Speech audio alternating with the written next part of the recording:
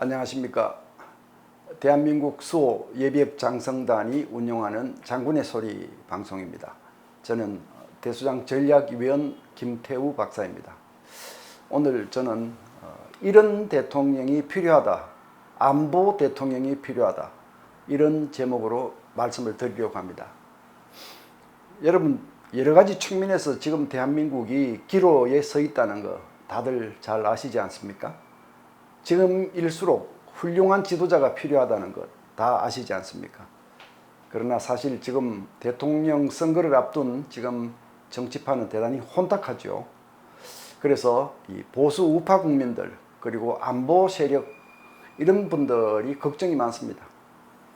지금 여권 후보들은 대형 부정부패 사건 연루설 때문에 곤욕을 치르고 있고, 또 야권 후보들은 이 국가 비전을 제시하지 못하고 흠집내기, 헐떡기 이런 걸로 토론을 한다는 이런 평가들이 나오고 있습니다. 이런 가운데 보수의 가치도 훼손되고 진보의 가치도 훼손되고 있다는 것이 많은 국민들의 평가입니다. 보수가 무엇입니까? 기존의 체제와 가치를 존중하지만 필요한 변화는 수용한다. 그리고 성실, 근면, 정직, 공정 이런 것들이 원래 보수의 가치였습니다. 진보의 가치란 것이 무엇입니까? 국가사회 발전을 위해서 과감하게 변화를 받아들이지만 꼭 지켜야 할 것은 지킨다. 이것이 진보의 가치였습니다. 그런데 오늘날 이 진보의 가치는 진보라고 하는 이런 표현 하에서 사회주의 사상들이 횡행하고, 또 네 편 내 편 국민을 분열시키고, 또 진보라고 하는 정치인들이 거대한 이익권 카르텔을 형성하고 독재 성향을 보이는 이런 이상한 쪽으로 흘러가서 오늘날 보수와 진보의 가치들이 많이 훼손된 상태에서 지금 대통령 선거를 맞이하게 된 것입니다. 그래서 오늘 저는 이 자유우파 국민의 입장에서 어떤 후보들을 원해야 하느냐, 물론 푸념일 수도 있습니다. 왜냐하면 이런 후보들이 아직 잘 보이지 않기 때문입니다. 그럼에도 이 대한민국을 이끌고 갈 차기 대통령이 갖춰야 할 10가지 자격 요건을 정리해서 말씀을 드리고, 특히 이 안보 대통령이 필요하다는 차원에서 좀 안보 부분에서 좀 더 추가해서 말씀을 드리겠습니다. 대통령이 갖추어야 할 첫 번째 자격 요건은 애국심과 이념적 건강성이겠죠. 자유민주주의 시장경제라고 하는 국가 정체성을 인정하고 헌법을 수호해야 하죠. 헌법에서 정한 대통령의 의무 있지 않습니까? 국가 독립, 영토 보전, 국가의 계속성 유지 이런 것들이 지도자의 의무입니다. 헌법이 규정하고 있는 대통령의 책무입니다. 그리고 1948년 건국의 민족사적 정통성을 인정해야 하는 것, 이것이 바로 첫 번째 자격 요건이다, 이렇게 말씀드릴 수 있습니다. 두 번째 자격 요건은 정책 전문성입니다.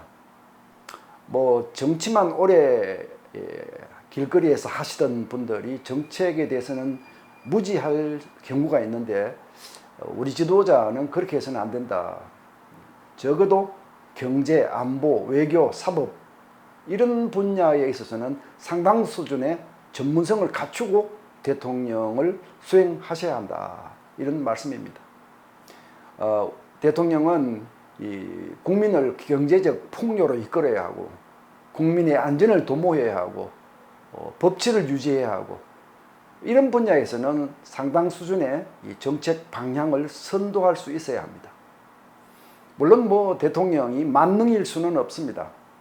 모든 분야를 다 알 수는 없죠. 그러나 이 나라에는 각 분야의 전문가들이 많습니다. 이런 애국적인 전문 인사들을 잘 기용을 하신다면 대통령이 만능이 아니라도 잘 이끌어갈 수 있다, 이렇게 저희들은 보고 싶습니다. 자, 세 번째 자격 요건입니다. 안보 대통령입니다. 안보를 특히 잘 알아야 한다, 이런 말씀입니다. 안보라고 하는 것은요, 한 국가의 안보 역량이라고 하는 것은 이 독자적 역량과 동맹의 역량, 그리고 이 다자 협력을 통한 역량, 이런 것들이 다 합쳐지는 것이고, 그 중에서도 독자 역량이 가장 중요하다. 이런 정론을 꿰뚫고 있어야 합니다. 그리고 대통령은 이 당면한 위협과 미래 위협들을 잘 식별할 수 있어야 하고 이것들을 바탕으로 국가 생존 전략을 수립할 능력을 갖추어야 합니다. 북핵 문제, 동맹 문제, 국방 문제 이런 구체적 분야에서도 안목과 정책 능력을 갖추어야 한다. 이 부분에 대해서는 제가 뒤에 좀 더 추가해서 말씀을 드리겠습니다. 자, 네 번째로는 기술 경제 강국을 건설할 수 있는 의지와 역량을 가져야 합니다. 기술혁명과 경제성장을 통해서 다시 한번 대한민국을 초인류 경제기술 강국으로 올려놓겠다는 이런 비전과 역량을 가져야 합니다. 물론 시장경제, 자유민주주의라고 하는 정체성을 지키면서 그렇게 해야겠죠. 공정하되 치열한 경쟁이 바로 자유시장경제의 근본이고 이것이 경제성장의 원천입니다. 이런 대통령은 인기 영합을 위해서 국가에 해가 되는 정책들을 펼치지 않을 겁니다. 예를 들어서 개인재산을 침해한다든지 과도한 세금을 때린다든지 그렇게 해서 무분별하게 이 복지 정책을 추구한다든지 뭐 민노총의 적폐를 무한정 방임한다든지 이런 것들은 글쎄요 당장의 그 인기 영합에는 부합할지 모르지만 이 국가 백년 대계를 위한 경제 정책은 아닐 것입니다. 그래서 차기 대통령은 국민을 진정 풍요로 이끌 수 있는 경제적, 기술적 역량과 비전을 가지고 있어야 한다. 이것이 네 번째 자격 요건입니다. 다섯 번째로는 자유민주 통일을 지향해야 합니다. 헌법 제4조에는 대한민국은 자유민주 질서에 입각한 평화통일을 추구해야 한다. 이렇게 명령하고 있습니다. 이 방식의 통일을 하기 위해서는 북한을 변화시키고 북한의 변화를 선도해서 결국 우리 자유민주주의 체제로 통일하는 이 길밖에 없는 것입니다. 이런 대통령이라면 연방제 또는 낮은 단계 연방제 이런 제도들이 가지는 함정과 위험성을 잘 아실 것입니다. 지금 일부 정치 세력들에 의해서 무분별하게 추진되고 있는 이 낮은 단계 연방제 또는 뭐 섣부른 종전선언, 평화협정 이런 것들이 위험하다라는 사실을 잘 알고 계셔야 할 것입니다. 그리고 이런 통일 전략을 가지고 있으면서도 대북 정책과 잘 조화를 이룰 수 있어야 합니다. 우리 대북 정책이라고 하는 것은 남북 간이 전쟁을 하지 않고 평화롭게 상생하고 할 수 있는 것을 목적으로 하고 있죠. 그러기 위해서는 북한과 협력, 교류해야 합니다. 그러나 그것이 대한민국의 자유민주주의 체제를 위태롭게 해서는 안 된다는 것, 이런 기준을 지키는 것이 중요하다. 이것을 잘 아는 분이 대통령을 하셔야 한다, 그런 뜻입니다. 여섯 번째로는 국가 대표성입니다. 5,200만 우리 국민을 대표할 수 있는 자질과 품위 그리고 능력을 갖추어야 한다는 뜻입니다.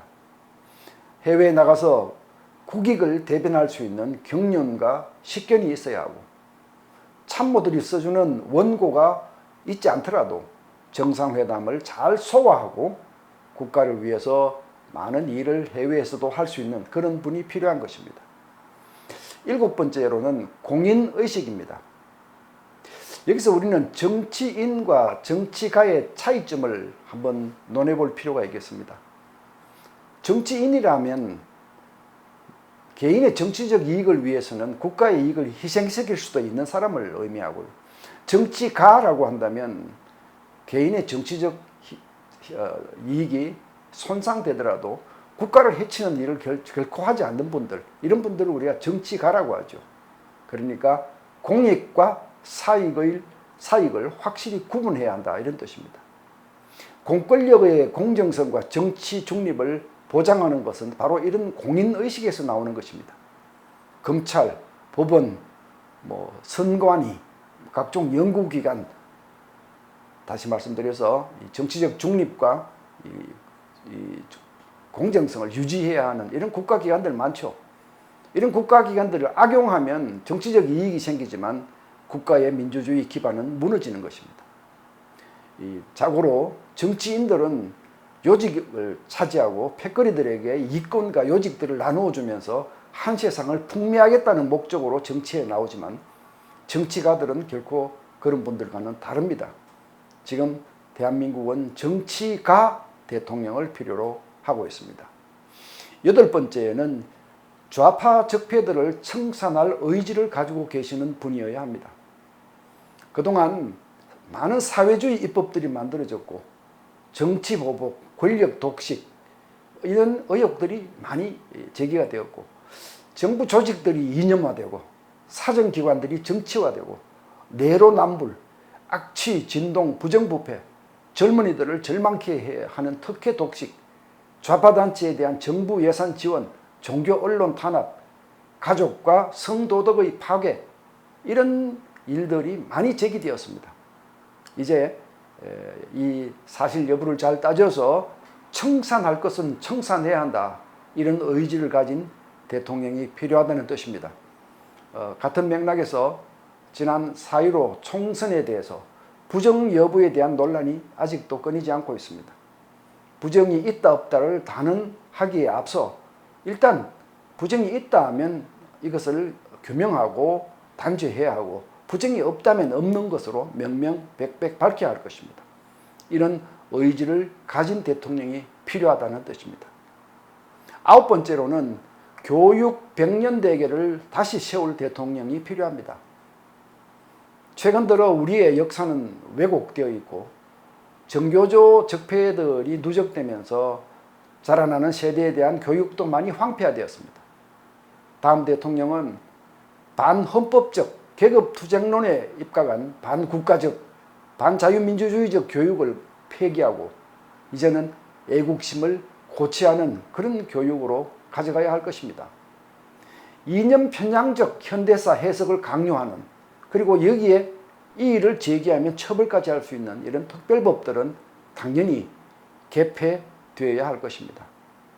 짧은 시간 동안 한강의 기적을 이루어서 단숨에 선진국 대열에 뛰어오른 대한민국의 현대사를 자랑스럽게 생각하도록 그렇게 아이들을 가르쳐야 한다. 그런 현대사를 재정립해야 한다. 이런 인식과 의지를 가진 분을 필요로 하고 있습니다. 마지막 10번째입니다. 박근혜 대통령 탄핵에 대한 재규명 문제입니다. 지금 많은 국민이 박근혜 대통령 탄핵에 대해서 다른 목소리들을 내고 있다는 것은 우리 모두 인정해야 할 것입니다. 그러니까 이 법적 재규명과 역사적 재평가가 필요하다는 지적들이 많습니다. 법적 절차에 대해서는 이미 신문에 많이 났습니다. 절차에 하자가 있었다, 증거 사용의 적법성에 문제가 있었다, 이런 것들, 이런 문제들이 많이 제기됐는데 많은 국민들이 여기에 의문을 제기하고 있다면 당연히 다시 한번 재규명해서 밝힐 것은 밝히고 설득할 것은 설득해야 될 것입니다. 그리고 또 하나 사실 박근혜 대통령에 대한 탄핵은 대통령 본인의 탄핵에 그치지 않고 대한민국의 자유민주주의라고 하는 이 체제가 탄핵을 받은 것과 같다는 것, 이거 아무도 부인할 수 없을 것입니다. 그렇다면 이 탄핵에 관련되었던 분들은 이 법적인 문제를 떠나서 역사적 차원에서 책임의식을 가져야 하고 또 정치를 하시는 분들은 성찰과 자기 표방의 절차를 거쳐야 한다. 이것이 많은 국민이 원하고 있는 것입니다. 그래서 차기 대통령은 이런 문제에 대해서도 밝힐 것을 밝힘으로써 더 이상 이 문제가 국민 분열의 원인이 되지 않도록 조치할 필요가 있다. 그렇게 생각합니다. 제가 이상으로 10가지 대통령 자격 요건을 말씀드렸습니다마는 특히 안보 문제에 대해서 좀 더 첨가를 하고자 합니다. 이 대수장, 대한민국 수호 예비역 장성단은 말 그대로 안보 세력입니다. 안보를 가장 중시하는 분들이 모인 곳이라 볼 수 있습니다. 그런 의미에서 특히 이번 대통령은 다음과 같은 안보 관련 자질들을 갖춘 분위기를 간절히 기대한다고 저는 알고 있습니다. 제가 한번 정리해 보겠습니다. 우선은 대한민국의 안보 환경이 칠면 초가에 빠져 있다. 이런 인식을 가져야 한다고 생각합니다. 북핵 문제가 있고요. 또 이 날이 갈수록 미래 위협으로 떠오르고 있는 중국 문제가 있고요. 일본과의 관계가 많이 나빠졌죠. 이 한일 관계를 어떻게 개선해야 하느냐 하는 것이 큰 과제가 되고 있습니다. 그다음에 러시아. 예, 러시아도 사실은 다시 강대국으로의 복귀를 원하고 지금 중국과 이 전략적 공조를 하고 있기 때문에 우리로서는 해결해야 될 과제가 될 수 있습니다. 한미동맹 많이 약화되었다. 이거 부인할 수 없을 것입니다. 여기에 대해서 우리 내부는 국민이 분열되어 있고 또 그 와중에 경제도 가라앉고 있는 경제 대한민국의 국가 경쟁력이 떨어지고 있는 이런 상황이라는 것, 이거 아마 아무도 부인할 수 없을 것입니다. 이 이런 7가지의 악재에 둘러싸여 있는 것이 바로 대한민국의 안보 환경이다, 이렇게 정리할 수 있는데, 다음 대통령은 이런 문제들을 직시하셔야 할 것입니다. 그 다음에 우리가 당면한 최대 위협으로는 북한 핵 문제 아니겠습니까? 그동안 한국의 정부들은 이와 관련해서 많은 거짓말을 해왔다고 저는 생각합니다. 이 진보 성향의 정부들은 보수 성향의 정부들이 잘못해서 그렇다, 냉전적 사고방식에 빠져 있어서 경직된 남북관계를 가져갔기 때문에 북핵을 해결하지 못했다, 이렇게 지적을 하죠. 그러나 또 보수 성향의 정부들은 진보 성향의 정부들이 무분별하게 북한에게 퍼주기를 했고 그것이 결국 핵무기라고 하는 부메랑으로 돌아왔다, 이런 지적을 해왔습니다. 그러나 제가 보기에 이 2가지 지적은 다 틀렸습니다. 북한은 대한민국 정부가 유화책을 펼치느냐 강경책을 펼치느냐에 따라서 핵무기를 포기하거나 말거나 할 입장에 있지 않습니다. 바꿔 말씀드려서 북한은 강력한 핵 보유 동기를 가지고 있고 그 동기들에 의해서 반세기가 넘는 세월 동안 추구해온 것이 바로 그들이 말하는 핵 무력입니다. 대한민국은 지금 당장 북한의 핵 문제를 해결할 수 있는 지렛대를 가지고 있지 않다는 것, 이거 인식해야 합니다. 그렇다면 적어도 당분간은 북핵과 더불어 살아야 한다는 이 현실을 인지하고 지금부터는 거짓말을 할 것이 아니라 국가와 국민을 북핵 위협으로부터 지키는 이 대응책에 주력해야 한다, 이런 것을 인식하는 지도자이어야 한다, 그런 뜻입니다. 그 다음에 동맹 문제입니다.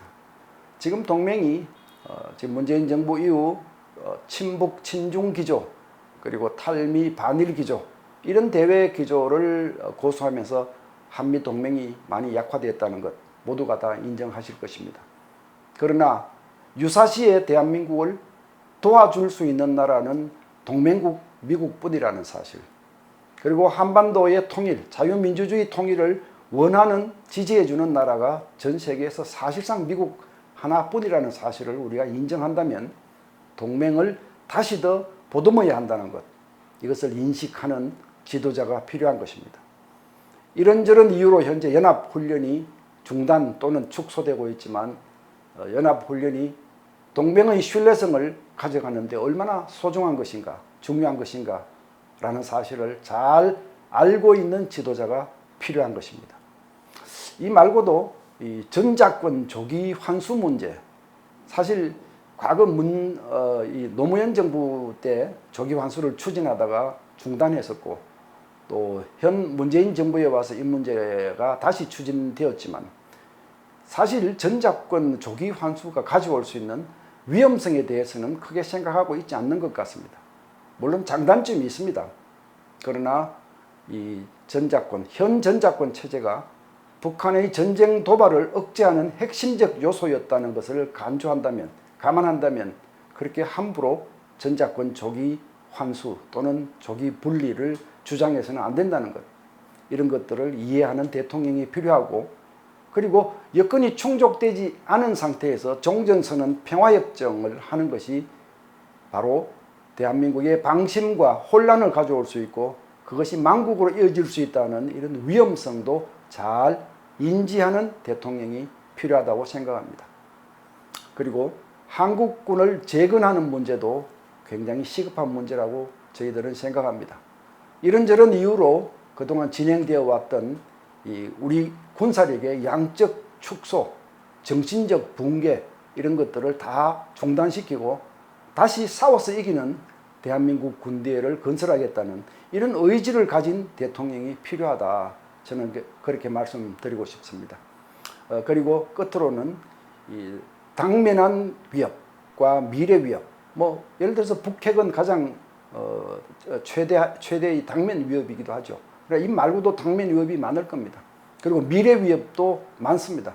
사실 시시각각 다가오고 있는 중국의 강압적인 대외 기조, 또 한반도에 대한 중국의 그 중화적인 어떤 입장 이런 것들이 사실 우리에게는 큰 미래 위협이 될 수 있습니다. 차기 대통령은 이런 당면 위협과 미래 위협을 다 인지하시고 그것이 입각해서 국가 존립, 국가 생존과 국가 번영을 위한 대전략을 수립할 수 있는 대전략가가 되어야 한다. 이런 말씀입니다. 네, 오늘 제가 이 자유우파 국민들이 원하는 10대 대통령의 10대 자격 요건을 정리해서 말씀을 드렸고, 특히 이 안보 세력들이 원하는 안보 대통령의 자질이 어떤 것인지를 좀 더 구체적으로 말씀을 드렸습니다. 잘 참고해 주시기 바랍니다. 경청해 주셔서 감사합니다.